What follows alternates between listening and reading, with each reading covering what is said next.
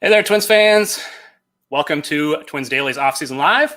My name is Nick Nelson of twinsdaily.com. Excited to be joined here tonight by Mr. John Bonus and Mr. Seth Stows, also of twinsdaily.com.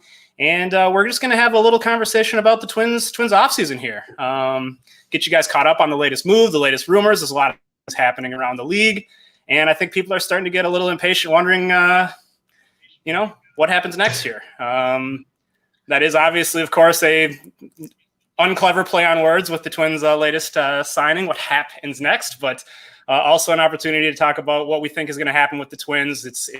The hour's getting late here in the offseason, and for those of you who have been following Twins Daily or part of our community for any length of time, you know that this is usually a time of year that we like to get together with our Winter Meltdown event and get all the fans to be able to talk in person about the offseason and what we think of the moves and what we think of the upcoming season. And maybe it's for the best that's not able to happen this year. I think there might be a little bit of frustration and cantankerousness with the pace of this offseason, but we're still going to try to do it here in a little bit of an interactive setting. So if you're watching on Facebook or YouTube or Twitter or what have you, please feel free to comment and join the conversation with us. Seth, starting with you. How are you doing tonight? How are you doing on this Monday evening? Well, doing pretty well. I'm looking forward to talking about this. It's been just a slow off season, but I mean, we have to assume they've got about 4 or 5 things to do, and it's got to happen fairly soon. So, I mean, hopefully we can do this a whole bunch more times over the next 2 or 3 weeks before spring training starts. Yeah, they got some needs to fulfill. We're going to talk about the move they've made to address one of those needs. We're going to talk about the ones that remain. We're going to talk about some opportunities that maybe have come off the table with the moves of the past week as the hot stove has started to heat up. And we're going to talk about the opportunities that are still out there. John, love the backdrop of downtown Minneapolis there from the good old Sky Cabin. How are you doing tonight? Great. How are you guys doing? Everybody good? Doing great. What are you having to drink there this evening? I'm having the scotch you gentlemen bought me. I appreciate it. Oh, excellent. That's what I like to hear.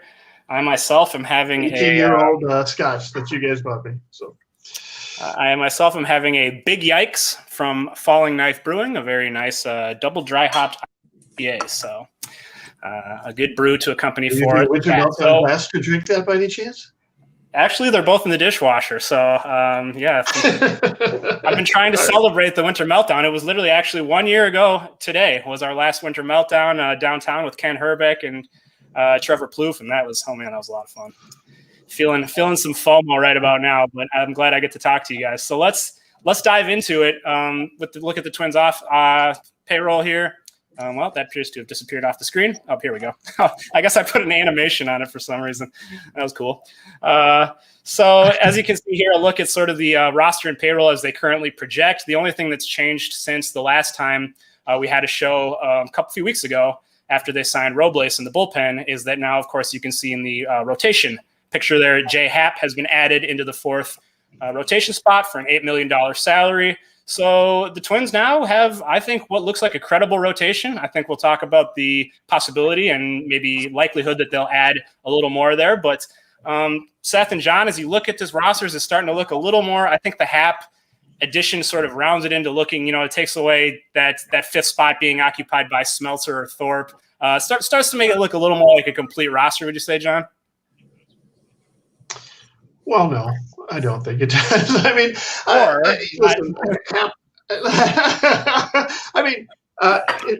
nice to have somebody that we can put into that 4th spot in the rotation. Don't get me wrong. And Happ is better than a placeholder.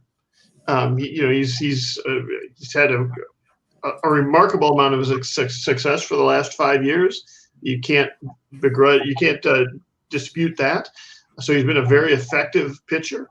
Having him in that 4th spot is really good. But you're still waiting. We're still kind of waiting. Like these are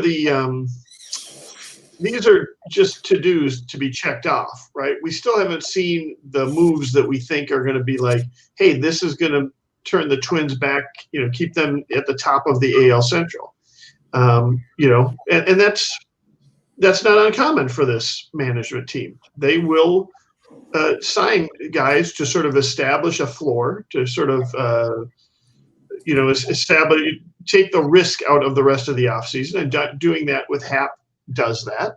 They don't have to go. They don't have to go sign another starting pitcher if they don't want to. But if an opportunity comes along, they can take advantage of it. But they've still got quite a bit to do in that regard.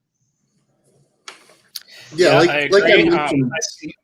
Sorry, Seth. I'm just going to pull up a couple comments here before you get started. Just want to say, Rippin' Lips Fishing says, I think this rotation will be good this year. Greg Allen says we need a credible fourth or fifth starter or better still. And Mark asks probability on re-signing Odo. We're going to touch on that in a little bit. Seth, you want to respond to what John was saying and add your own thoughts about the roster as it sort of currently shapes up? Yeah, I mean, I think, like you said, Nick, I think it's a roster that you start to feel pretty good about on paper if everything goes well.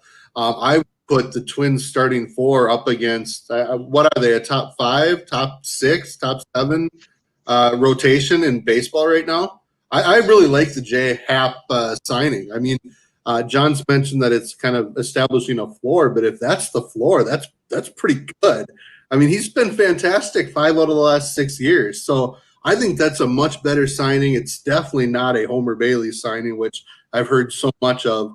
That said, there is more that needs to be done, whether it's DH, the things we've talked about all offseason, DH, maybe an infielder or two, a utility guy, a couple bullpen arms. Those things still need to happen. But and then the other part of it is, yes, this roster looks okay, except maybe the bottom of the bullpen, but it's going to get better. And what they really need is the depth. If Randy Dobnik's your fifth starter, you're sitting pretty good. But what happens if just one of those starters gets hurt? You're back to Thorpe. You're back to Smeltzer. Maybe Duran takes off. Maybe Balazovic takes off. But I have no doubt they're going to add at least one more starting pitcher too. Agreed. So let's talk a little bit about that move to add to the rotation. The biggest move of the Twins offseason so far. Last week, left-handed pitcher J. Happ signed to a 1-year deal worth $8 million. He's a 38-year-old veteran. He's played 14 major league seasons, a career ERA of 3.98, and as we mentioned, slotting in as that number 4 starter in the Twins rotation. I thought to shine a little more light on Happ, I would frame it around an article I posted on Twins Daily last week, 5 things for Twins fans to know about J. Happ. I picked out 5 facts about him that I think are very noteworthy from a Twins fan's perspective. So let's touch a little bit on each of these. Number 1, things ended rather sourly between Happ and his former team, the Yankees. Happ was signed by the Yankees. They traded for him in the 2018 season. He pitched really well down the stretch for them, went 7-0. They re-signed him in free agency to a 2-year, $34 million deal. First season that did not go so well.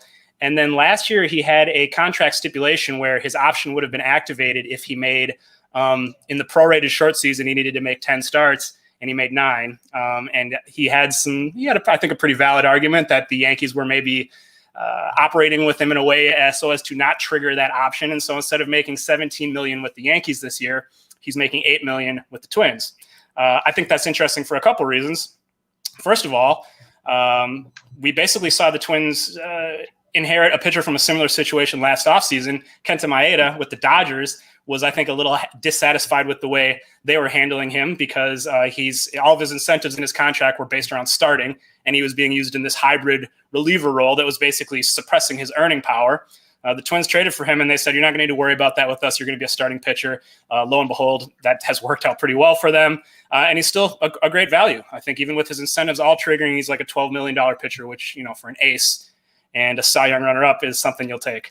I also think that's interesting because he might have a little bit of a grudge or a chip on his shoulder against the Yankees, right, guys? I mean, we'll take that, right? Anyone who's got their sights set on the Yankees is okay with us. Works for me. The second fact here that I thought was interesting, Happ was never viewed as a particularly strong prospect in the minors, despite being a 3rd-round pick, despite being a left-handed pitcher who stands 6'5". I mean, that's kind of the ideal prototype because he didn't really throw that hard. He had a mid-80s fastball.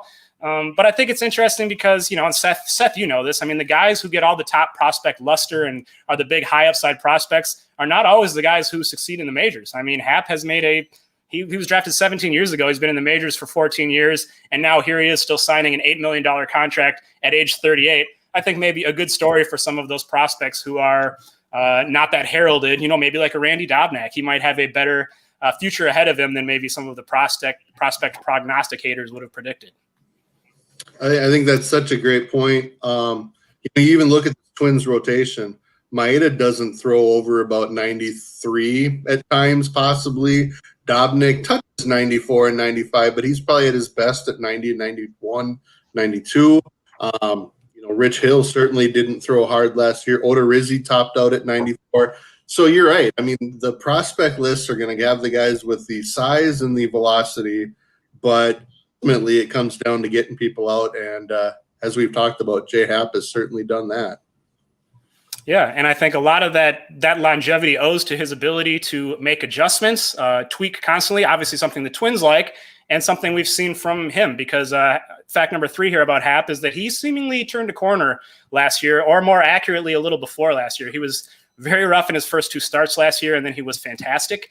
And really that stretches back even further. In his first 25 starts with the Yankees after signing that big contract, he had a 5.58 ERA. So that was his first 25 starts of the 2019 season. Since then, in 15 starts, the end of that season over into the 2020 season, a 2.98 ERA. Happ has a sub-3 ERA in his last 15 starts. And if you look at some of the trends, some of the pitch data around that, I know Matthew Trueblood had a great article on Twins Daily the day or two after the signing regarding this. He changed his pitch mix a little. He showed the ability to be a little adaptive, and I think that's actually kind of similar to what went into the Twins signing Homer Bailey. This was a guy who was struggling, made some changes to his pitch mix, pitched really well down the stretch, and obviously we didn't get to see how that turned out, but the Twins signed him to an almost identical contract. It was 1 year, $7 million, I think. And it looked like, I don't know, John, I mean, watching Homer Bailey pitch, you could see what the Twins saw in him, and I think I would have liked to see, if he was healthy, what he might have been able to do. Yeah, I mean, I'm interested to say that, the word out of the Twins is they don't expect to, they don't see Happ as being a project or something that they can, quickly turn around. But, he lasted 14 years in the majors, as you pointed out. Has built a 14-year career in the majors as a soft-throwing lefty. I mean, I don't want to overstate it too much, but, when he came up with a high 90s or high 80s fastball. And, guys who have lasted 14 years with that profile, they know how to pitch. And so it's encouraging to see him be able to make an adjustment at the end of the 2019 season, whether that's pitch mix or, throwing a pitch in a different place, or relying a little bit more on the 4-seamer versus the 2-seamer versus the 4-seamer. I feel like, between his self-knowledge and the Twins' analytics and pitching knowledge, they're probably going to be able to get another good year out of him, and that's great news for a number 4 starter. That's a great view you laid out there, John. Speaking of which, Matthew Taylor says, John, with the A+ view behind him, why has he never tweeted that before? I don't know. I feel like there's never been a morning where I've woken up and John has tweeted a photo off of his balcony. It is indeed a lovely view. Cool. So moving on here to the 4th fact, by some measures, Happ is right on par with Minnesota's rotation fronting trio. I think the directive that a lot of us had was that the Twins this offseason need to get someone who's at least as good as that top tier of starters, which they had with Maeda, Barrios, and Pineda. And if you look at their wins above replacements, according to Fangraphs since 2016 here, he's basically neck and neck with Barrios, just a little below Maeda, and ahead of Pineda, who, of course, missed a large amount of time with injury. So, I mean, look, wins above replacement is not a perfect stat, and this, doesn't necessarily incorporate the fact that Happ has been a little worse more recently. Maeda has been phenomenal more recently, obviously, but there's a case to be made that he is very much on the level of those top 3 starters. And, when he's on his game, a number 2 caliber starter that you're slotting into the bottom half of this rotation. Seth, do you think it's fair to group him with those other 3, maybe one notch behind Maeda and even Barrios, but pretty close? Yeah, I mean, I truly believe, obviously, I think we assume Maeda will have a little bit of regression potentially in 2021. And I think we think Barrios will probably take another step forward because he struggled in half of this season. Has obviously been pretty good the last 2 years, but I guess in my opinion, Happ fits right into that group. I truly don't see him as number 4. Now he's probably the number 4 if you line it up, and I like the idea of having a lefty in the rotation. But at the same time, I see no reason where if Maeda regresses just a little bit and Barrios gets a little bit better and Pineda basically pitches the same, Happ has the ability to still be, say, the number 2 pitcher. He's basically been a number 2 pitcher for all that time. And that's why I'm excited about the rotation, because that's 4 guys that are, probably solid number 3s with the ability to be a number 2. And like Maeda last year, maybe one of them is a true number 1. And I think that gives you a chance pretty much every time out. Yeah. So the last fact that I mean, there might be some upside in Happ. I think we've seen the upside, and that's what he was before maybe a rough stretch with the Yankees. But in terms of getting back to that state, I think that one really promising sort of trend is bared out by this last fact I have here. J.J. Happ's biggest weakness is one that the Twins have proven very adept at solving. Now, what I mean by that is if you look at 2 of the pitchers that we just discussed who are, Odorizzi we didn't because he's a free agent, but who have been part of that rotation and key contributors, you look at Jake Odorizzi and Michael Pineda. When the Twins acquired Jake Odorizzi from Tampa Bay, you can see here in 2017 that gray line on the screen is the league average home run per 9 rate, and that blue line is Jake Odorizzi's home run per 9 rate. Now, that was off the charts. It had been going up in 2016 and 2017. It was egregious. He comes to the Twins, and all of a sudden he's back to league average. Then he's way below, and he's an all-star. 2020, I think we can kind of just not necessarily account for because he was hurt and pitched badly. But you can see that they were able to help him solve that problem and really turn the corner in an interesting way. Michael Pineda, a very similar thing here. You look at his blue line, his home run rate was really starting to climb way above the league average. He comes to the Twins in 2019 here, and he's a league average home run per 9 guy. And in 2020, he didn't allow a single home run in, I think, 5 or 6 starts. So you look at Jay Happ, and here's his sort of league long or his career long trend. And you can see that his blue line, his home run per 9 rate was high early in his career, came down below and was well below the league average here for a stretch. And then in 2019 with the Yankees, he's back up over it. He posts a 4-something ERA, struggles, came back down, and was good again in 2020 in the short season. So this right here, this 2015 to 2018, over that span, Jay Happ had a 3.48 ERA and a 3.78 FIP. So that's pitching like a number 2. So I think really, if he solves the home run issue, what you're getting is a number 2 pitcher. And as we saw with Pineda, I think it being an example, getting out of Yankee Stadium helps enough on its own with that. But also what really interests me with Happ is that the Twins, I think, have just shown an ability, whether it's pitch mix, whether it's, where they're locating or how they're planning for these hitters, they just really help pitchers give up fewer home runs. John, what do you make of that data? Does that encourage you as much as it encourages me? Yeah, I mean, it's really interesting. We've played this card before, right? Phil Hughes, when we got him out of Yankee Stadium, got him into Target Field. Happ's a little bit different in that he's a left-hander.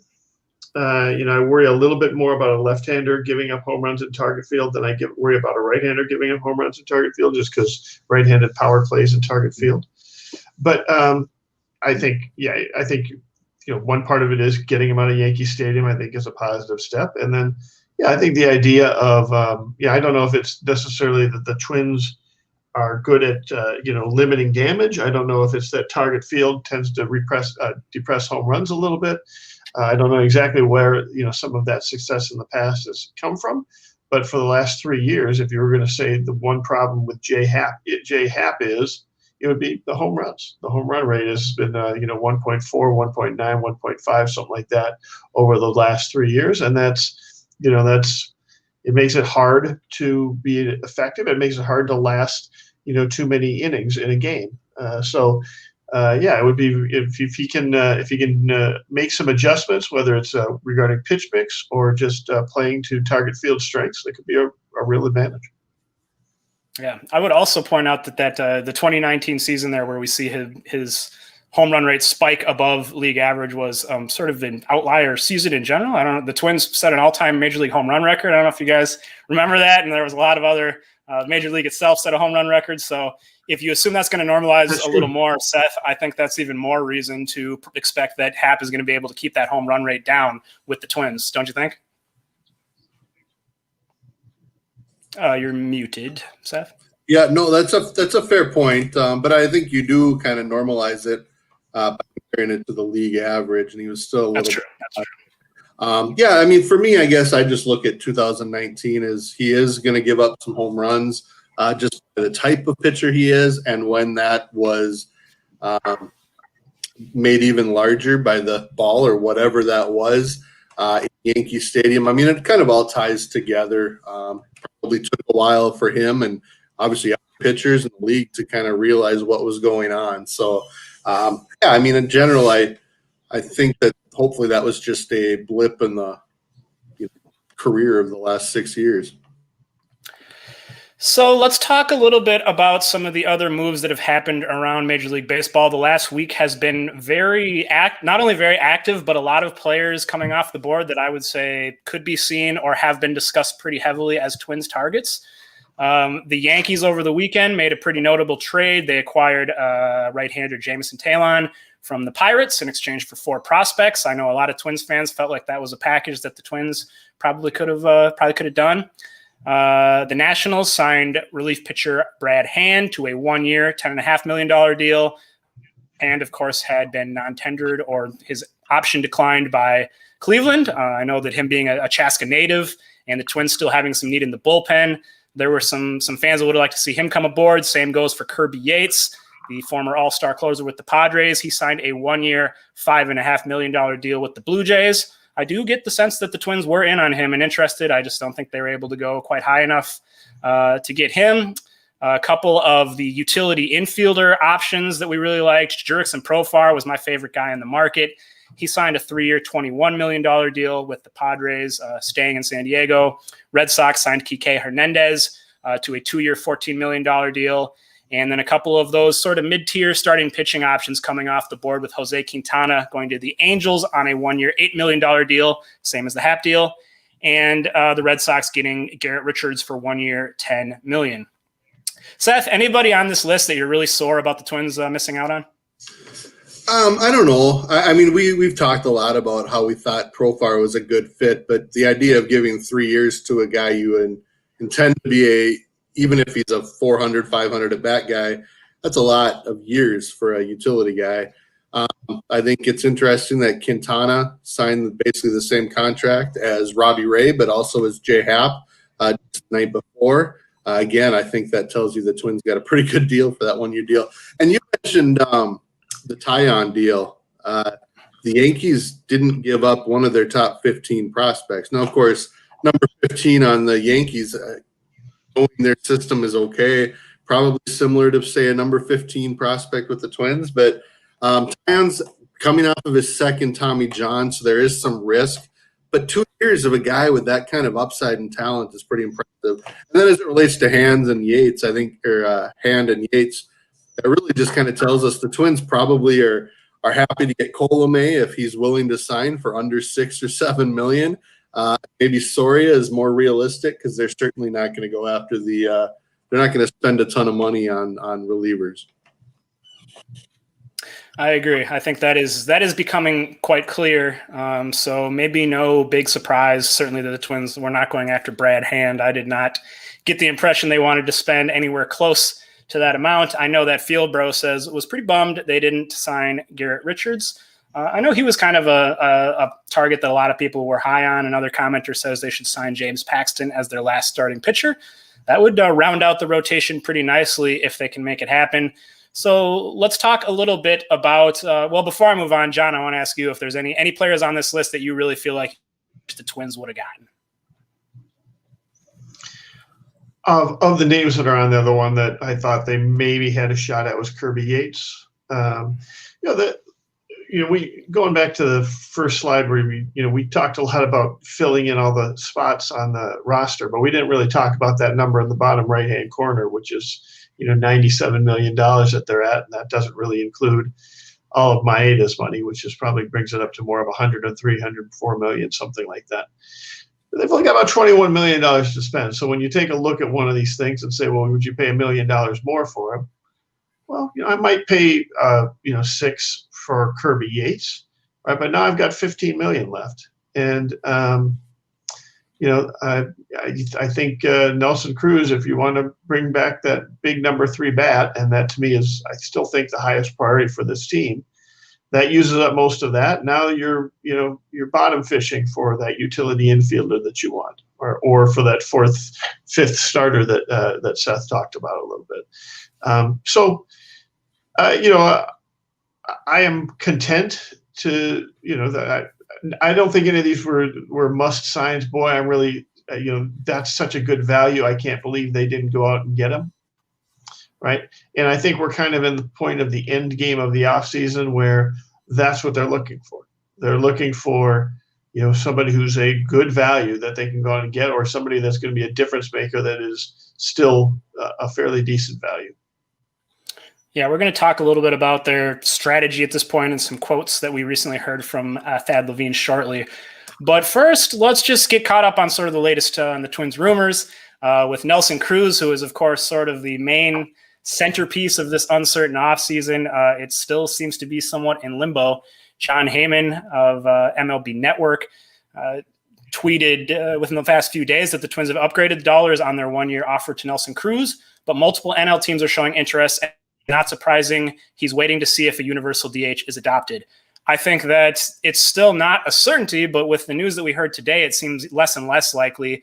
It was reported, I believe, by John Heyman that the Players Union has officially rejected the offer that had come from Major League Baseball, which included a universal DH as well as expanded playoffs. I don't think they like those things being lumped together. I think it's just this tricky thing where Major League Baseball feels like it's giving the players 15 extra jobs if they make the DH universal, and so they have to incentivize it. And it's like the players, the fans, everyone wants universal DH.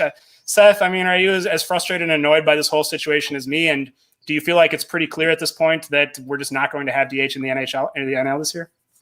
Yeah, well, for sure they're not going to have the DH in the NHL, but well, unless that's the fighter guy, designated hitter has a different meaning. That's very true. Yeah, no, it's just annoying that now we're 3 weeks from spring training theoretically starting or supposed to be starting, and still don't know the rules, and that's not fair to Cruz. It's not fair to Ozuna. It's not fair to those National League teams because San Diego's looking for a veteran DH. That the Atlanta would like to have a DH. The Dodgers probably would be in on them. And understandably, Cruz and Ozuna and whoever else fits into that category deserves to know what their full market is. So I just don't understand how they can even feel good about not having that decision made at this point. Yeah, it's, to your point, Ozuna, Cruz, a lot of these DH types, but even someone like Ozuna, it wouldn't be that wild to just say, all right, I'm not going to wait on this. I'm going to sign a one-year deal for what I can get, and I'm going to try it again next year. Cruz doesn't necessarily have that option. This might be literally the last contract he can sign in the majors. So this situation is just so incredibly unfortunate for him. John, I know the last time we met several weeks ago, you said you felt pretty strongly that there was not going to be universal DH. Do you think that this news solidifies that, or do you still think it's somewhat open? 3 weeks till spring training here. I softened on that a little bit after reading today's story. So here's the thing, right? My thought process a few weeks ago, and it's still basically this, is nobody wants to negotiate anything right now. What they want to do is just leave the negotiation off. Ultimately, what both of these sides are doing is trying to get this change made, not just for the 2022 season, 2021 season. They're trying to get this change made going forward, right? They want this to be the established equality trade-off for the next collective bargaining agreement. The players are rejecting it because, frankly, expansion of playoffs, if they put that in the next CBA, is such a big chunk of money to the owners that the players want to make sure they get a big chunk of that money, right? That much, and right now the players get so little of the playoff money, right? They go with none of it. So the owner said, "Well, we'll do the thing you want, which is the DH." But the players' point on that is, "Well, yeah, but you want the universal DH too, And the owner's point is, "Well, yeah, but you want expanded playoffs too," which they both do, right? But just one wants it a little more than the other. So that's why I softened on it a little bit. Like I could see coming to some agreement at some point, since both of them are just playing chicken with the other one at this point, right? The players would be happy to have expanded playoffs if it means more money to them. The owners would be happy to have a universal DH. But both of them are kind of, feeling each other out on what, how much more they can get for what they're trying to do. So it's not inconceivable to me that they get it, but it doesn't feel to me like the sort of thing that's going to get solved before April 1st or before March 27th or whenever opening day is, right? It feels like the sort of thing that's going to drag into the season, and ultimately it's not going to be any different this year. It's going to be something that is going to be resolved next offseason for the 2022 season. So, that's good news for the Twins. It's bad news for Cruz. Let me ask this, maybe, Nick. I'm curious because as John's talking about that, if they don't even decide this until spring training, is that a bigger obstacle for the Twins, or is it a bigger obstacle for, say, Nelson Cruz? Because Derek Falvey, Thad Levine have been very consistent about saying that Nelson Cruz has earned the right to do this, to be a free agent and to see what his market can bring. I almost feel like it is harder on Cruz because my sense is that as it relates to the DH position, the Twins are pretty much Nelson Cruz or we'll figure it out. Like, we're not going to make a big deal out of the DH position if Nelson Cruz isn't our guy. Edwin Encarnacion might be there. Adam Duvall might be there for a couple of million that they could still get at that time. But to me, this is a much bigger deal to the player than it is to the team. But maybe I'm wrong on that. No, I think you're true. I mean, the big key is he needs to secure that bag. I mean, he needs to get that money and get paid here before his career ends. He's going to be 41 years old. You make an interesting point. If they did somehow wait until spring training to get some sort of clarity or finality on this decision, which would be so ridiculous, it could cause like a mad dash to get these DHs because these National League teams, they probably all have, plans in place of players they could rotate through there, but none of them have a DH at this point. And you look at some of these teams that are on the brink and that have been very aggressive, like the Padres or the Braves, these young teams that are ready to compete for a World Series, and they see what they could get by adding Nelson Cruz, who is, you mentioned Edwin Encarnacion's out there, some other guys, but Cruz is a level above. I mean, he's been an MVP caliber hitter. He's known for his leadership and coming into a young clubhouse. I could see all of a sudden a huge bidding war taking place immediately, at which point the Twins have a problem on their hands. So I don't know. It's kind of tricky. Greg mentions that upgraded offer was supposed to be quite a while ago. I do know that there was talk that the Twins upgraded their offer around the holidays. I don't know if Heyman's talking about the same thing or if they have since upgraded the offer, but that is a valid point. Rip and Lips Fishing says Twins need to re-sign Cruz if they want first in the division. They certainly need to make some sort of big addition because they're missing a big piece of their offense right now. And Levi asked a great question, which is, go ahead. Go ahead, Nick. Sorry. No, you go ahead, Nick. I was just going to say, Levi asked a great question, which is, I feel optimistic about the season starting on time. Do you guys think it will? I absolutely want to cover that. I don't want to get too derailed because that is another conversation of its own. So we'll make sure to touch on that at the end. But John, before I move on to the next item here, what were you going to say? You mentioned about the risks of the Twins, and one of the questions kind of raised up as well. The risks of the Twins is that they sit there holding on to $12 million that they never get to spend, right? That they keep that slot open, and then, at some point, the NL DH gets put out there, and the Twins end up losing Cruz to another team that wants him, right? And now you've got $12 million, but the market has been picked over. Maybe the middle infield prospects aren't there anymore. The top tier, Tanaka has signed someplace else. That's sort of the danger there. I don't think the danger is so much, they're not going to have a very good hitter as the DH. You can find easy, good enough hitters as their DH. But if you, end up kind of playing this long term and you just end up leaving money on the table, that doesn't do anybody any good unless you're, going to try and put that towards a mid-season trade or pick up some bad salaries or something in a mid-season trade. But, even that, when I think about it, even that downside is limited because it feels to me like there's going to be half a dozen worthwhile players floating around at spring training that, you might want to be able to spend that money on anyway. Throw $6 million at this person, $6 million at that person, and end up with a upgraded bullpen and a really good fifth starter. I don't know. We'll see. Great points. Or you just move on.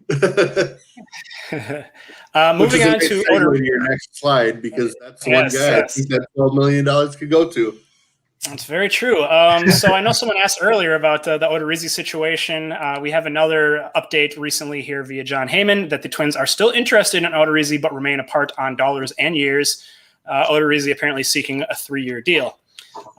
Seeking a 3-year deal, I think we mostly expected. I think that most estimates were in that 3-year, $39 million range, $13 million a year being pretty fair for Odorizzi, who missed all of last year essentially, was an all-star breakout player in 2019, still only 30 years old. I would love to bring Odorizzi back. I think I'd probably do it on a 3-year deal as well. And, I mean, it seems like he's got a pretty strong case to ask for the 3-year deal with the way this market is shaped up. It has not been that much of a buyer's market.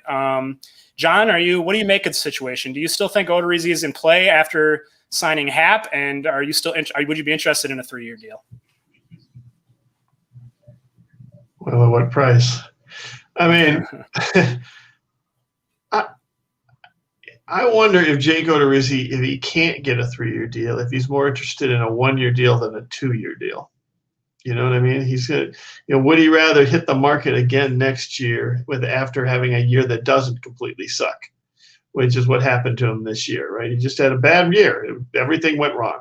Everything that could have gone right. I'm not blaming Jake Odorizzi, right? And I don't think other teams could blame him, but he's got to sit there hitting this market and point to what he did in 2019 and say, yeah, but I was really good, 12 months ago. Maybe he goes back for a 1-year deal and then gets a chance at a 3-year deal again next year. Am I interested in a 3-year deal on Jake Odorizzi? I'm not disinterested in it. I like Odorizzi and I'd like to bring him back, but does it have to be? I don't know if I'd go 336. I might go 333, which sounds like a small difference, but I don't know. That to me, that seems like that's the difference between getting a good deal and kind of acquiescing a little bit. I don't know. Seth, what do you think about Odorizzi? To me, I don't necessarily see Tanaka as a legit option. I think we know that Bauer isn't a legit option. Odorizzi was an all-star in 2019 and deservingly so. He was putting up Maeda numbers for the first 2 or 3 months of the season that season. And to me, he's the best out there. That said, I kind of agree with John in that right now he must not be getting any 3-year offers. So maybe you up your deal to a 2-year offer and see if he says no. If he still says no, throw in an option for that 3rd year and just say, hey, you are coming off of a tough year, even if it wasn't an arm thing. I like options as a team. Now, I understand players probably don't, but why not throw it out there and just see what he says? You don't want to lowball. It could be a vesting option too.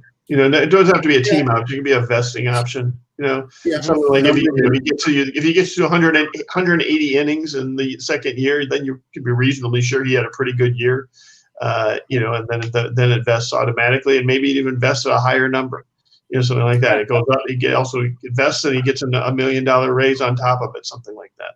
There's ways to do it. But the question here with Jake Odorizzi is sort of like,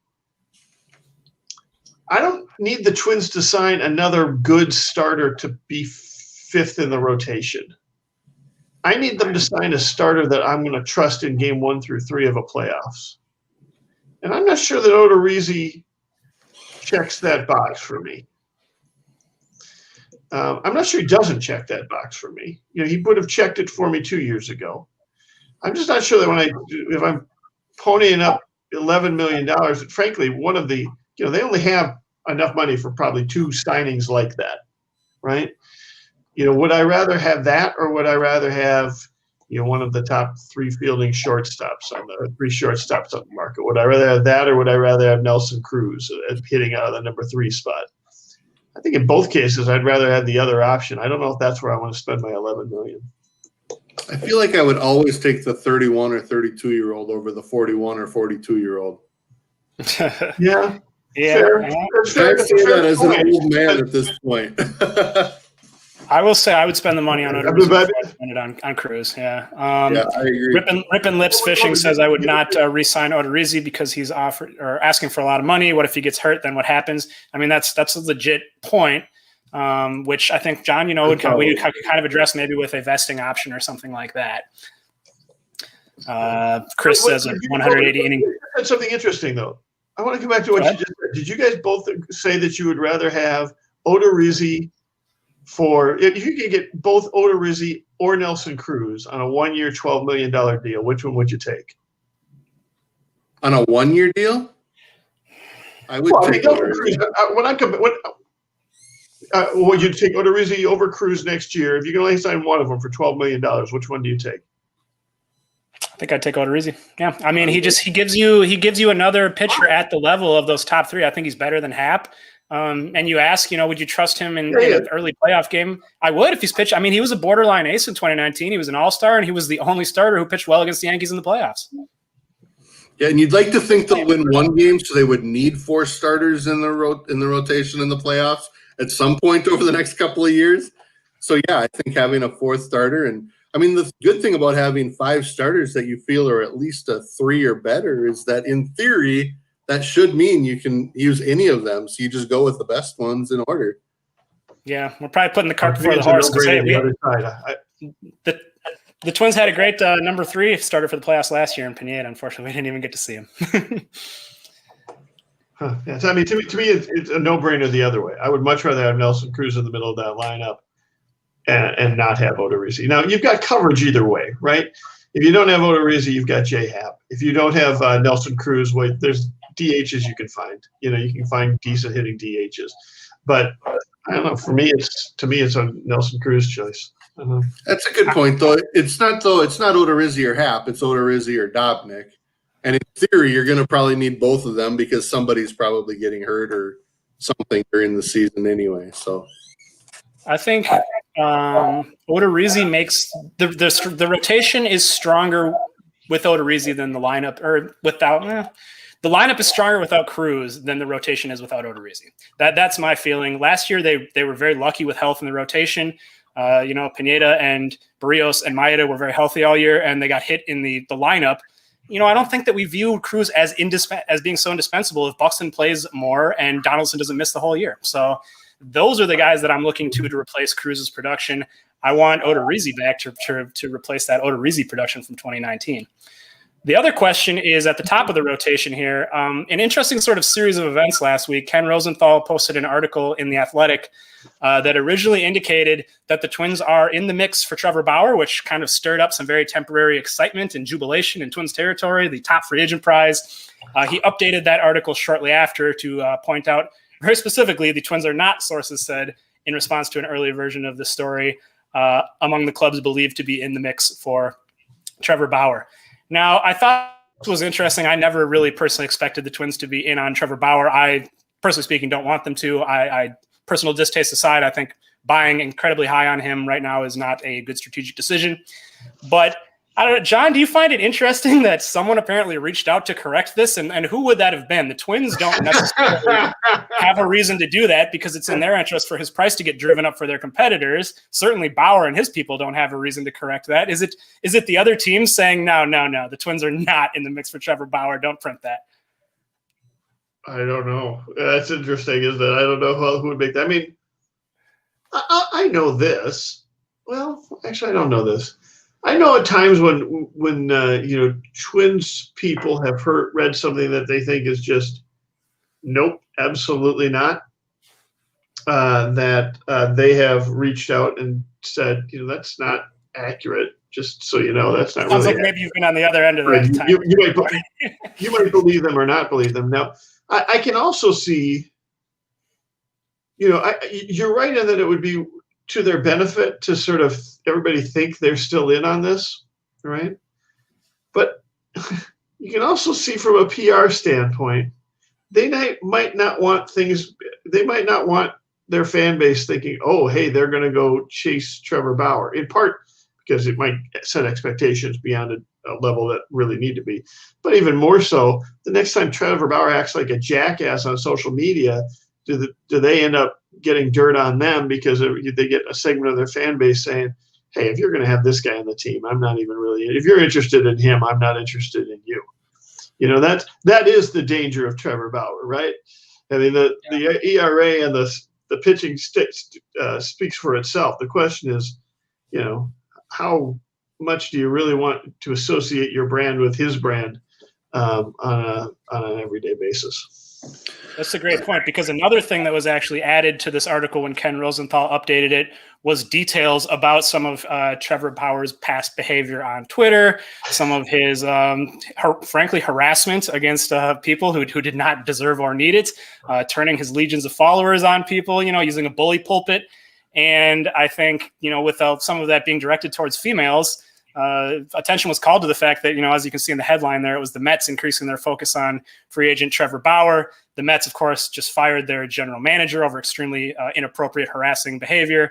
So the optics of that are not good. So, I mean, regardless of how anyone watching this feels about it, the truth is that Trevor Bauer does come with a PR, there's a negativity attached to him over some of these behaviors. Seth, do you think that's playing a role? Maybe the Twins are just trying to distance themselves from a guy like Trevor Bauer because they just don't want to, as John said, associate their brand? Yeah, I mean, I think that's part of it. I don't know how that would have gotten or who would have kind of shut that down. But I mean, just getting back to pitching, we talked about how Happ has had under 3.75 in 5 of the last 6 years.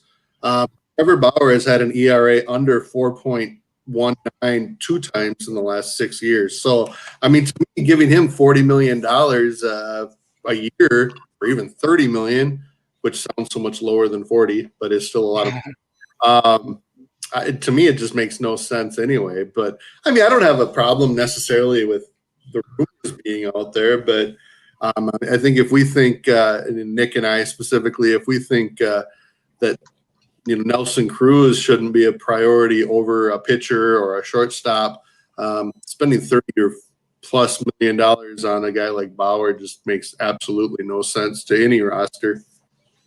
Yeah. Mark says Bauer chucking the ball over the center field fence in his chat with Francona is one of my favorite baseball moments of recent years. My favorite Bauer moment was actually, I think it was like 3 or 4 moments, those consecutive Max Kepler home runs against him. Was it 5? How many straight was it? So that would be only one of the, as we've said in the past, one of the upsides to bringing Bauer aboard would be to reunite father and son. So I wanted to talk a little bit about this Thad Levine quote, which I think kind of frames the Twins' strategy here as we go forward in this offseason. Darren Wolfson, our friend from KSTP, posted a clip of his chat with Levine on Twitter earlier today, and this kind of excerpt summed it up for me. Levine said, "When we look at the free agent market, we do not feel limited in terms of bats we could go recruit. We have such amazing flexibility within our team. You could recruit a player at about any position on the field and make it work." And also in the conversation, he said very specifically, called out these 2 names. The only players that they feel are set in their position are Josh Donaldson at third base and Byron Buxton in center field. So I think they still see this roster as very modular. Levine mentioned in the conversation, you look at the teams that were in the World Series, they were using players all over the field. So this is not just some get you through the season kind of thing. This is how teams are fundamentally orchestrating their tactics on the field and how they're building themselves. So I just think hearing that and, thinking about the fact that no one really looked at third base as a need coming into last offseason, or maybe even in early January before they went and made the move on Donaldson, is we should just stay open-minded. We've been talking about the need to add a starter, add a shortstop, add a utility man. They could still surprise us because clearly they don't feel like anything is really locked in with their current lineup structure. John, how does that quote hit you and some of the other things that him and Falvey have been saying in those regards? I love it. I mean, that's been my talking point, I think, for the whole offseason, right? That this team needs to be able to pivot to where the value is. And I don't mean, picking up a $3 million player or a $5 million player for $3 million.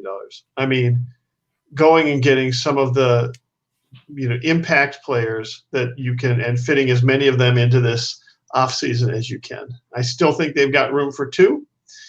I'm hoping that we will still see 2. And that's why, when if a Tanaka ends up, being available on a 2-year deal, or if a reasonable 2-year deal, if Nelson Cruz, we don't see an NLDH, right? Then Nelson Cruz sitting out there. If the shortstop market ends up, for whatever reason, just continuing to be stagnant. And you can go and sign, some of those, upper tier players, and that means, okay, now we've got to fill in some of the other spots with, lesser tier players. They've got enough flexibility now that they can do that. We've been talking about what if they don't sign Nelson Cruz? Well, there's lots of options if they don't sell Nelson Cruz, right? They sign Nelson Cruz. What if they don't get one of those top shortstops? Well, then they get we've already got a shortstop, just so we're clear. It's just a matter of picking up a utility player. That's not that big of a deal. And so, or what if they don't sign one of the top remaining starting pitchers? Well, then they'll fill it in with offense. That is the beauty of the team they have put together right now, and the payroll room they have, is that they can still pivot and they can still wait, and there's still product on the shelf for them to pick from. So now we're kind of getting into the end game of the auction, of the auctions here, and now's when you start pressing things the way you want them to go. A very good point. Still product on the shelf. And to illustrate that point, Seth, who thankfully did all the research today, sent me over a rather exhaustive list of remaining free agents at the positions of need for the Twins. So just going to rapidly go through these, and maybe we can each pick out our favorite name or names that are still out there on the market. Here I've got the starting pitching options. You've got, of course, Bauer at the top, Tanaka, Odorizzi, Paxton.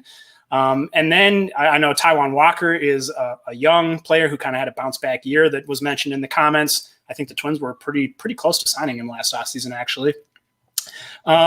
But I'm almost more interested at this point by some of these names lower on the list. If you don't think that the Twins are going to make another major addition now that they've got Happ, and maybe they're going to look for a low dollar or even minor league contract like they did with Anibal Sanchez a few years ago, who is on the bottom of that list. Julio Teheran, I think kind of an interesting name. Carlos Rodon is a name that sticks out to me, a former top prospect who was with the White Sox and has a great slider.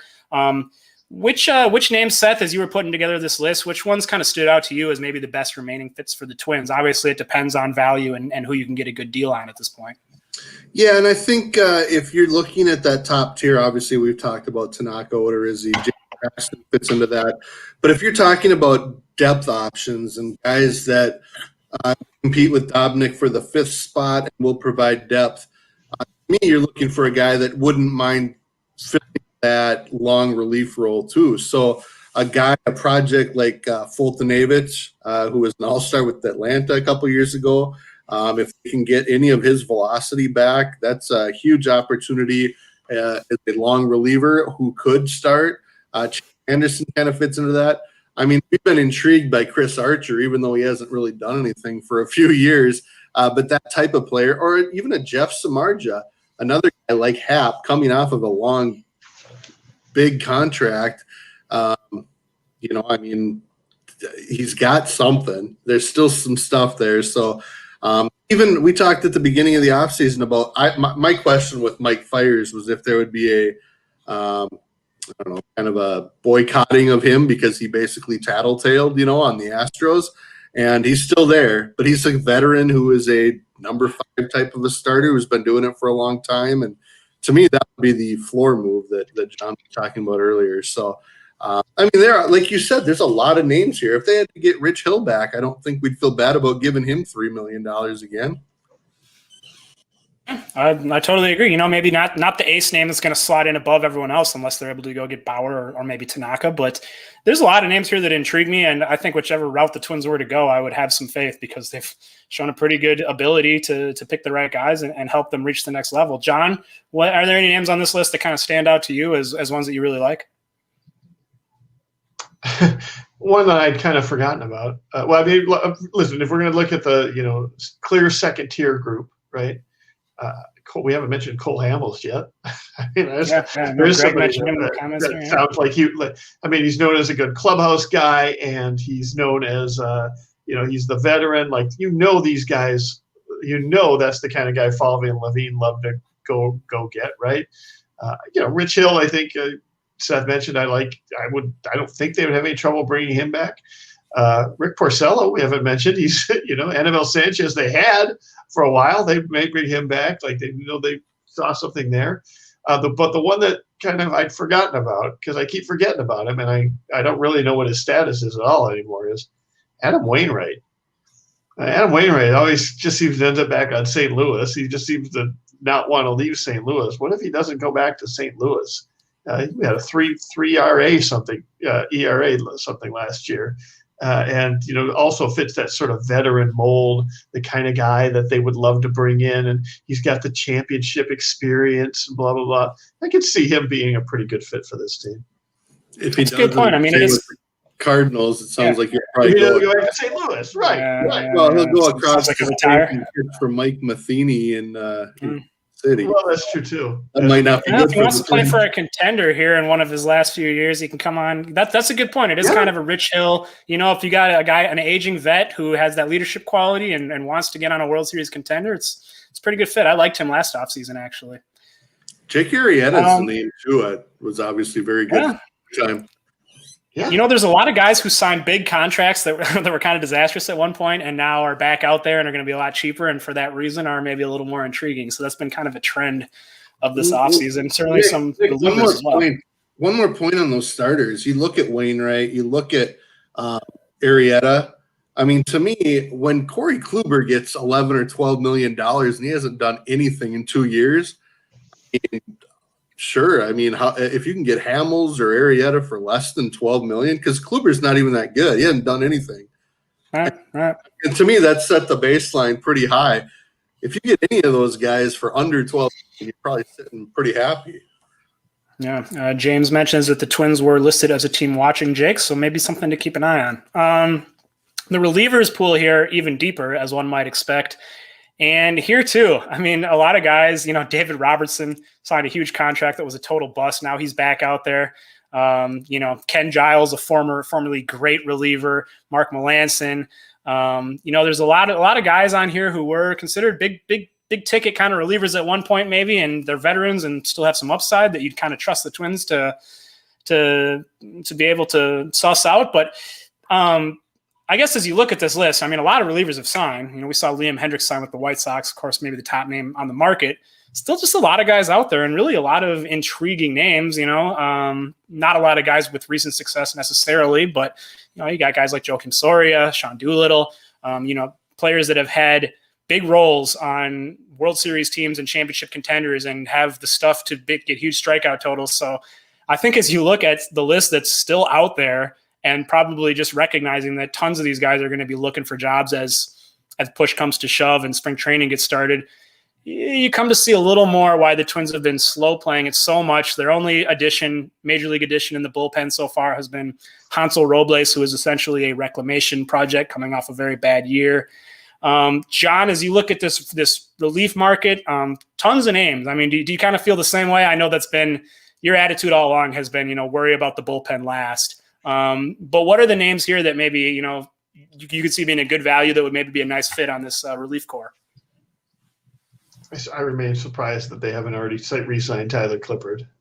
He just seemed like such a good fit for this team last year. And he also checked all those boxes, sort of veteran experience. He had the value of being able to be used as a left-hander despite being a right-hander.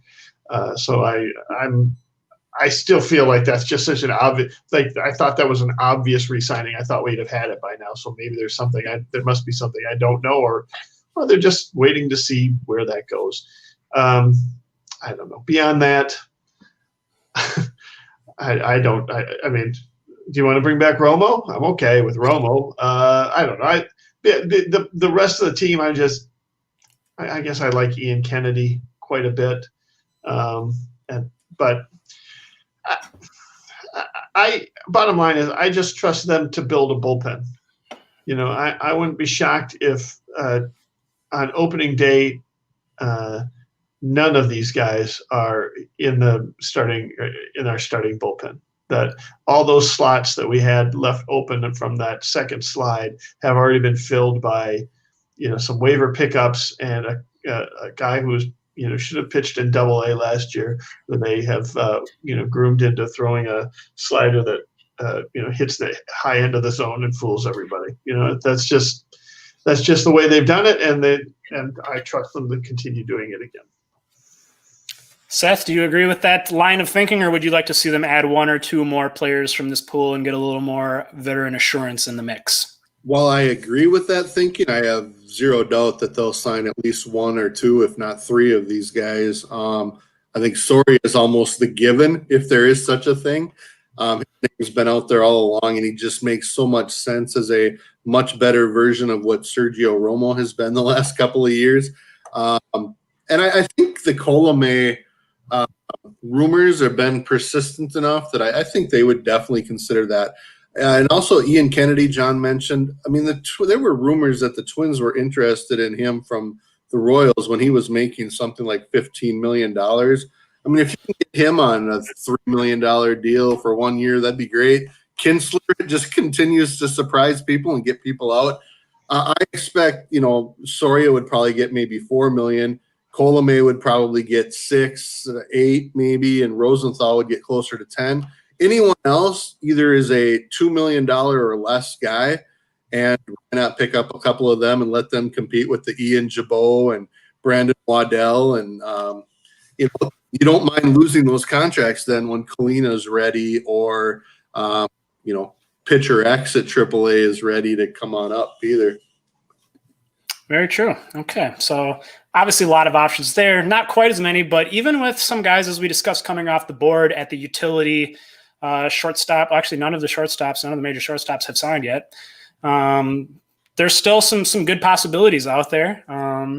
Brought up the list of shortstops and utility options here. You got Didi Gregorius, Marcus Semien, and Drelton Simmons, those top 3 shortstop free agents at the top of the list. And then a bunch of other guys who could feasibly sort of fill in a utility Marwin Adrianza role, including Ray Adrianza, who is technically still a free agent. I think we get the sense that he's got an agreement with another team or something, because he posted a official sort of farewell to Twins fans on Instagram in the last few days. But Freddie Galvis, Colton Wong, Chris Owings, Cesar Hernandez, who was with Cleveland last year, Marwin, who supposedly the Twins have shown interest in bringing back. I'm dubious and hoping that's not true. Brock Holt, Jonathan Scope. Still some guys out here. Still Trevor Story is the big name, I think, on the trade market. I just saw a tweet earlier today indicating that basically the Rockies should try to be figuring out a plan with Story, either give him a long-term extension or trade him. And the quote that I saw was that so far neither of those tracks are in play. So Seth, looking at the utility and shortstops here, what would be sort of your preferred course of action, or is it maybe going with the trade? Well, I like Story, and I like Javi Baez as trade options. I'd love to see Baez too. Yeah. But I feel like Gregorius is the name that makes a lot of sense as the shortstop if he's willing to be in that 8 to 10 million range. Semien, I think he's going to the Dodgers. Simmons, I think, is going to outprice himself. But the fun thing for me was looking through this list earlier today. Number one, Colton Wong is really pretty good, especially defensively. And the Twins have an incredible relationship with the Wong family. Not only him, but his brother and his dad and that kind of stuff. So to me, that would be kind of an interesting 1 year utility type of role. And then Chris Owings has won Gold Gloves as a shortstop in the National League. So if he'd be willing to come in and play a bunch of shortstop and be willing to play the other positions too, I think that's kind of interesting. And maybe pitch a little? Maybe pitch a little bit. Yeah, I don't know. That could help solve that problem too. To me, the key is that first player, at least, being able to play shortstop. The whole idea is getting better at shortstop. So Joe Panik is kind of an interesting name, but he's a second baseman. So I don't really see that as a fit. But to me, I think Wong and Owings are the interesting second-tier names. John, what about you? You liking one of these free agents to fill that need, or are you leaning more towards a trade? What do you think? Well, I mean, the top 3 guys I'd take any of them, and especially at a reduced price, or you get to get them for a few years on a reduced price. That seems like a win-win. I agree with Seth. Didi Gregorius is the name that jumped out to me back in October as just the kind of guy these guys would target. But he's the only one I haven't heard them linked to. I heard them linked to Semien, and I think I read today that they were being linked to Simmons a little bit. I think that's interesting. I'm not that interested in Freddie Galvis. I mean, I think if you're not getting one of those 3, you're not. I don't care about playing shortstop. yeah, I'm just going to leave Polanco at shortstop, and now I'm just looking for a good bat that can play around. And to that end, I don't think Jonathan Scope left on bad terms. And, the dude hit 800 in Comerica last year. So, or an 800 OPS in Comerica last year. I could see him coming back here as sort of that utility player. And I think he's got I think he can play third fill in at third base if he needs to, or they could, if they had to move, who's the second baseman? Jesus. All Who's right. their second baseman, guys? Yeah. All right. Over there and move Scope into second base. To me, it feels like there's enough other options if they don't end up with one of those three. But I think they're going to wait out the market on one of those three. I don't see Trevor Story or even Baez necessarily being Trevor Story is going to cost $18 million, and that's more than this team's going to pay for a shortstop next year. Baez is, I think, 11 million, something like that, but he also hit 203 last year. So there's some risk there, and what we've seen so far from this team is they're avoiding risk. At least that's what I gathered from the Happ signing, is that while they were in on Kluber and they were in on Yates, they paid for Happ. They paid for the sure thing. Chris says, senior moment there, John. That's happened all the time, buddy. My favorite player on this list with a bullet is still Andrelton Simmons. I picked him out as one of my top free agent targets at the start of the offseason. I just think, especially maybe if you're not able to make any more high-impact moves on the pitching side, and if you have to pay a little more to get Simmons, this is a guy who helps your pitching staff. He helps run prevention. He's one of the better defensive shortstops in recent league history, and he's just so fun to watch. I love watching a sensational defensive shortstop. It's just very entertaining and aesthetically pleasing to me. But also Trevor Story is a guy, I know you say they won't pay for him, but I see we got a question here. How many players would you have to trade to get Story? Also, how much money do the Twins have left to spend? The second part is an open question. We think 20 to 30 million. And obviously Story would take up a huge chunk of that, but for that reason, you would not have to give up very much for him. We saw the return for Lindor from the Mets, and it was very light. For an elite MVP type player. And, I think the Twins would not have to give up one of their highly regarded top prospects. They'd probably have to give up some middle guys, and they'd have to take on some salary. So it just kind of depends on how willing you are to let a guy like Story take up a huge chunk of the remaining spending flexibility, which maybe they're still reserving some for Nelson Cruz here as we round out the remaining options at DH. But as you can see here, Cruz is not the only option out there. There are some other interesting names. Edwin Encarnacion is a guy that Seth mentioned earlier. Matt Kemp is a guy that I really like, a good right-handed bat who still has shown the ability to be productive. Ryan Braun, we all know from across the border. Jay Bruce, Yoenis Cespedes, Shin-Soo Choo, our old friend CJ Cron, Yasiel Puig, Jack Peterson, and, of course, Marcelo Ozuna. We don't necessarily think they'll go that high, but possibly some good value options here. The name that really sticks out and interests me is Justin Turner. I hadn't really thought about this too much until I think someone said it on Twitter the other day, but what about Justin Turner as your Nelson Cruz alternative, a guy who could play DH a lot of the time, big right-handed bat, and also a guy who I believe can still play third base pretty well and would give you that Josh Donaldson insurance. Seth, do you like the Justin Turner idea? Otherwise, what's sticking out to you outside of Nelson Cruz on this market? So I like the Turner idea, but he's also old, and that's okay because it kind of brings to mind the other name that the Twins have never really been linked to, but Twins fans have liked to link to it, and that's Chris Bryant, who has played some third, he's played some left, he's right-handed, he can platoon with whether it's Cave at the beginning of the year or be insurance for Kirilloff. He could be insurance for Donaldson. He could be a DH. I'm not saying that's where I would go, but I would prefer that to Turner. The name that's intriguing to me, and I think I'm stealing this either from Aaron or John on their podcast, but what we were talking about earlier with the flexibility, the idea of a platoon of Brent Rooker and Jock Peterson at DH, with both of them able to play at least one, if not two or three other positions, first base and the corner outfield positions. Peterson mashes righties and Rooker just mashes everybody. Find a way to get them both 400 at bats, and I bet each one of them hits 25 to 30 home runs. So to me, that's intriguing. Daniel Murphy kind of just on a batting average sense, but I mean, throw one more name out there, Ryan Braun. Does he have anything left? I think that's a fair question. I don't know that he does, but I mean, there is some potential there yet.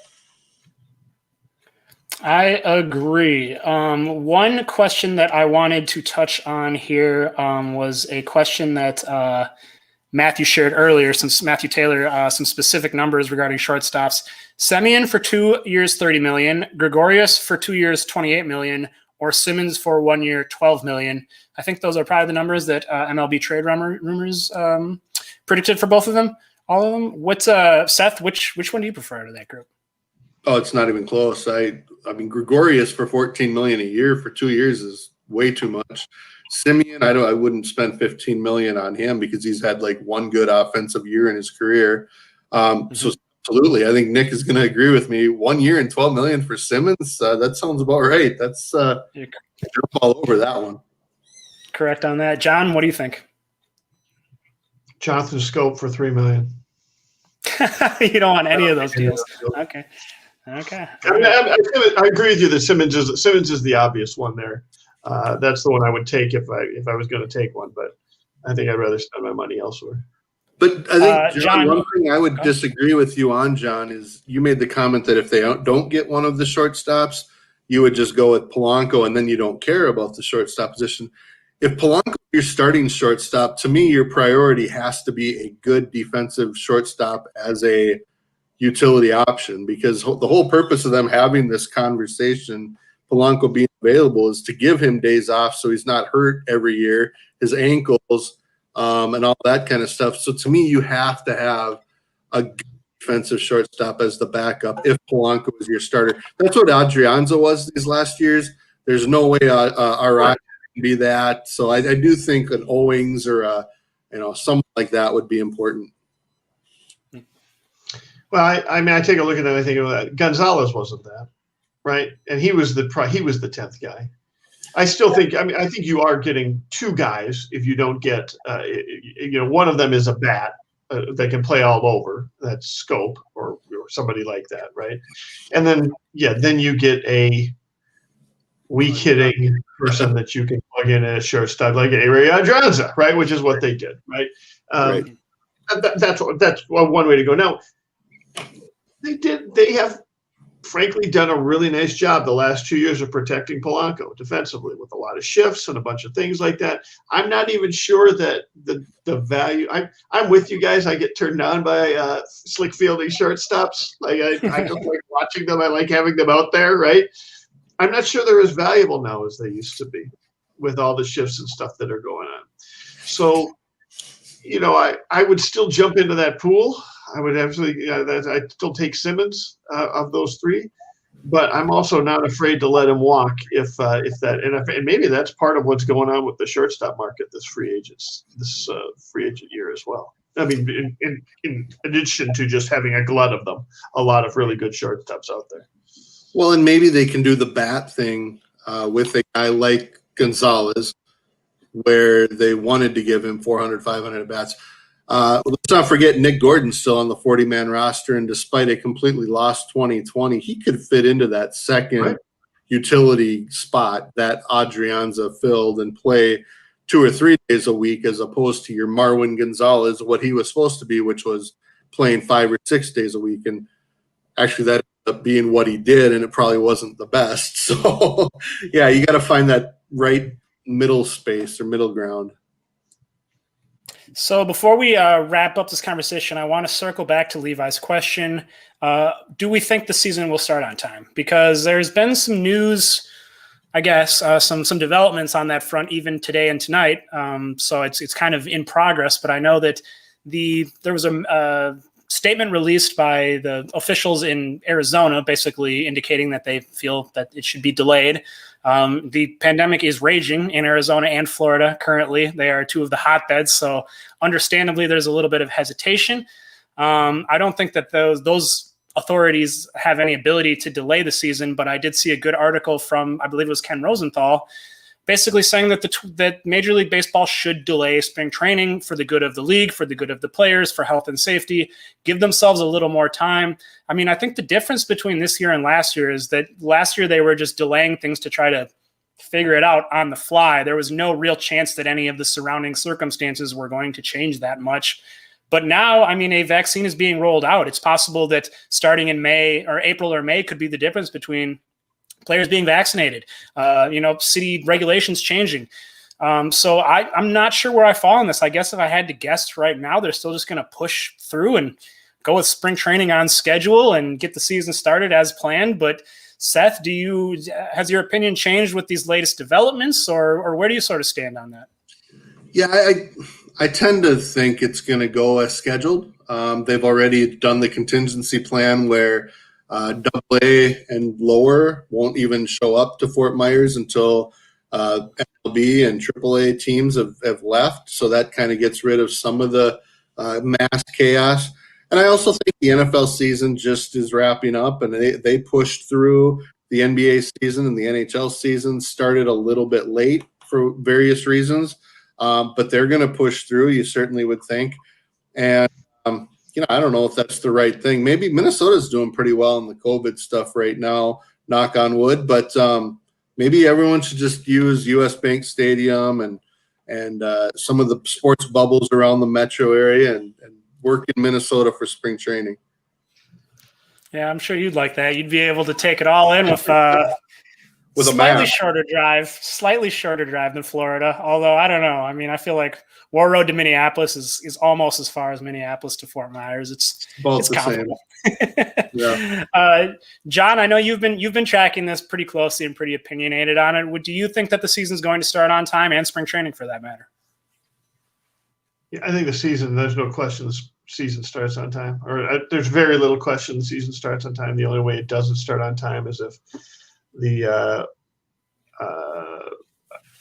players and MLB agree to still play 162 games in either a condensed time frame or bump the season back 2 weeks or something like that, have it roll into the first 2 weeks of October, something like that. But what we saw last year is that was a non-starter for the owners because they want that whatever television contract they have for the postseason, they want it in October. They don't want it to fall into November, right? So I would say I feel like potentially we might have a condensed spring training. I could maybe see that happening, but the bottom line is the players want to get paid for 162 games this year. They ain't negotiating that. And unlike last year, the commissioner can't just declare, oh, we're only going to do 60 because only 60 are safe, right? They've already shown they can pull off a season that way. Arizona, for instance, is complaining about maybe bump it back. Yeah, they're playing hockey in Arizona, just so we're clear. Like NHL season has started there. They're playing in one of those cities. If you can play hockey, you can play baseball. They're playing football there too. It's just I think ultimately this is the owners trying. I think the owners would love to delay the season, right? They'd love to shorten the season and they'd love to delay the season, right? But the players, that's going to be a non-starter for them, and so I think this season's starting on time, and most likely spring training is too. I mean, Seth talked about the NFL finishing up its season, NHL and NBA in play, and frankly, MLB did a better job than any of those leagues in terms of avoiding positive diagnosis and stuff. So, I don't know if there's much leg to stand on from a safety standpoint. Want to grab one more question here, which is a very Seth-centric question before we move into our final conclusion. James asks, could Royce be the utility guy? They had Royce Lewis.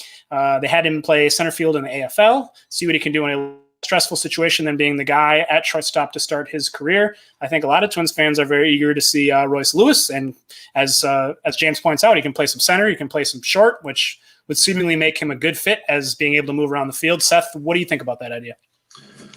I mean, I would love it. I would love to see it. I would love to see him don't say. Big leagues. But that said, I think there's almost 0% chance of that happening, at least not to start the year. In fact, I think he'll probably start the year at AA and hopefully get up to St. Paul and AAA fairly quickly. He spent all last summer at CHS Field working solely at shortstop. The Twins are continuing to tell him that he's a shortstop, and they're not having him play all over. Now, they did in the Arizona Fall League, but that was more logistics of the Arizona Fall League. Each team can send guys from different positions, and because of that, he played some third, some center, a little second, and I think he had his lone error in the one game that he did play shortstop. So, I mean, he can do it. There's no doubt about that, and he'd be happy to do it, no doubt. But they definitely see him as a shortstop. The other thing is, after not really having any at-bats all of last season in a real game, they just need to get him at-bats. He needs to get time in the field, get ground balls, get into situations offensively and defensively. So, yeah, maybe by the end of the year, but I think the plan is that he is their shortstop at, if not right away on opening day in 2022, very soon after. Yeah, I mean, Royce Lewis. Go ahead, John. Oh, sorry, real quick question. So a logistics question. So how do they handle that if they don't know whether or not a player is going to be a double A or triple A next year, or if they're debating about whether or not they're having a player double A or triple A? How's that working for spring training? Is he getting a spring training invitation that is with the big club at triple A and so on, and then he ends up sticking around an extra month because that's when the double A guys are working out, or does he? Do you have any idea how that's supposed to work this year? Yeah, I mean, that's the tough part certainly he's been an invite to big league spring training the last 2 years. There's no reason that he wouldn't be again this year. I would guess that, they may just make a decision. They may just say, hey, there's not another option. You're going to St. Paul for the first month of the season. The other option is, yes, he stays in Fort Myers, continues to work out with the minor league camp, and goes to double A a month later, or 3 weeks later, or whatever it is. I'd assume that's how it'll work. It's a good question. That's a good point, Seth, is that Royce is still very much a developing player, I think, defensively, but especially offensively. I know another name that's been thrown around since he's on the 40-man, former first-round draft pick, and a player that we've heard about for so long is whether Nick Gordon could handle that utility role as a shortstop and a second baseman and infielder. But that's a guy who missed literally like the entire season. So another guy, some of these guys, they just need to get back into a regular routine of playing and sharpening up. And it's going to be interesting, especially with some of these guys that weren't able to be at the alternate site last year, how they're going to get them back up to speed. It was a big interruption in their regular development. So as I mentioned earlier, it is the 1-year anniversary of our last winter meltdown. It was an amazing time. It was our best yet. I think at this time of night, 365 days ago, I believe I was probably at the Loon for the post-game festivities. But we had a great time. Ken Herbeck, as I mentioned, Trevor Plouffe, Aaron and John interviewing people on stage, drinking, hanging out with everyone. I was looking at pictures today and it was making me feel very sad. Just crazy that how much has changed in a year. But even though we can't get together and get our official classic winter meltdown pint glasses in person, John has taken the awesome step of having Brock designed a very cool design for the 2021 meltdown pint glass. I don't know how well you can see it here, but it's two guys with masks sitting on the couch flipping channels, so very emblematic of our COVID times.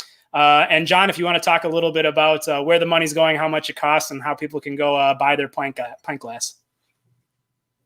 Yeah, so we wanted to do something this year for the winter meltdown. What we came up with is let's do something that can also do some good.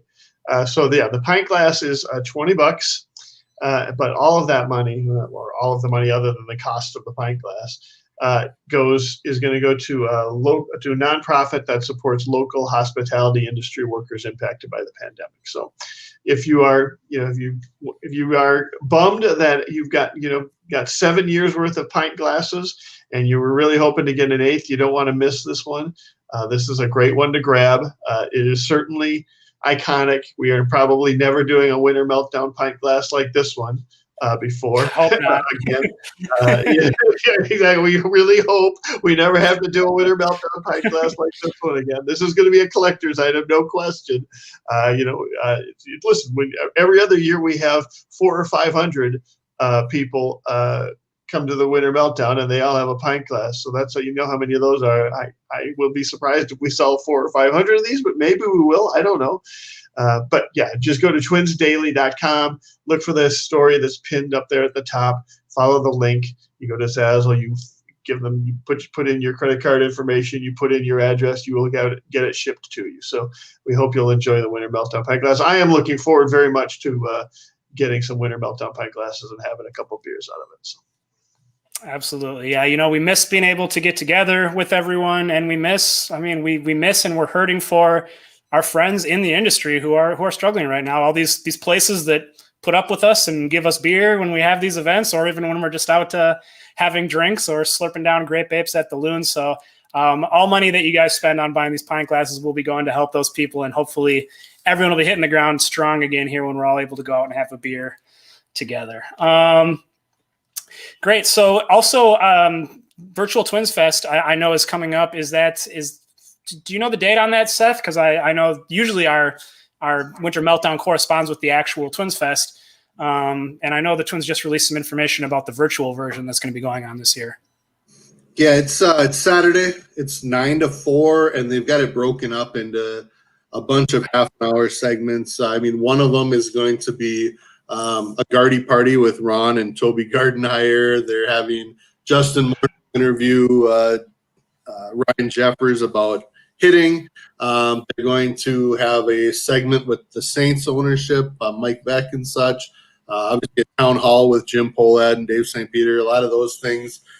Manager Rocco Baldelli, obviously. But then they're also doing a reading of The Sandlot. So again, I only ask that, I always have enjoyed Twins Fest. Obviously, they can't do it this year. They're doing the virtual one, and proceeds for that do go to the Twins Community Fund. So, and it ends with a 3-song or 4-song concert by Tim McGraw. I believe one of our friends, Corey Heppel, is going to be helping host as well. So, Nice. Fun event as well. So, yeah, I miss going down there for Twins Fest. I miss going down there and seeing, like John said, the 400, 500 people that show up at our meltdown and make us all feel really good about what we're doing and the community that we've built at Twins Daily. So hopefully next year things return to normal and we can do this again. Absolutely. So you can't visit Twins Fest physically this year, but you can still go to Virtual Twins Fest. No Winter Meltdown this year, but you can still get your pint glass. So head over to twinsdaily.com. We'll surely have the article with a link to buy that pinned towards the top of the page here for a while, so it should be very easy to find. Wow, thank you guys so much. We were able to talk for an hour and a half about basically nothing, since the Twins have still yet to make their truly big splash, but I think we've covered a lot of ground. Thank you so much to everyone who's hung out with us the whole time. A lot of great comments. Seth, thank you so much for hanging. Any final words before we sign off here?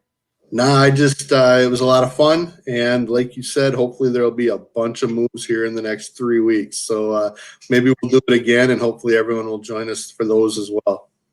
I'm optimistic there's something big coming down the pike here, and we will be sure to jump into action on Offseason Live as soon as something comes up worth talking about. John, thank you so much for hanging with us tonight. You're probably about due for a refill on that scotch, but any final words here before we log off? No, I'm optimistic that we're going to see some action over here, and by all means, continue stopping by Twins, whether there's action or not. We'll always have something to talk about at Twins Daily. Check out the stories, check out the forums. Oh, start your own. All these people who have been commenting here on the right, we've loved all the comments. Throw some of that stuff into the forum at Twins Daily. See who else wants to sign Didi Gregorius, and who thinks that it's a stupid idea, and trade some barbs. It'll be fun. Please do. All right. So if you missed any of this episode, or you want to catch past episodes or anything, you can go to our YouTube channel. There'll be an article on Twins Daily tomorrow, recapping with an embed of the video. And also make sure to subscribe to our podcast. All this content is available via audio while you're driving around or going for a jog or whatever. So lots of stuff, not a lot of action this offseason, but we keep the action going at Twins Daily. So make sure you stay tuned in. Thank you, everyone. Thank you, John and Seth. And we will catch you guys soon as the Twins make that big move. Go Twins.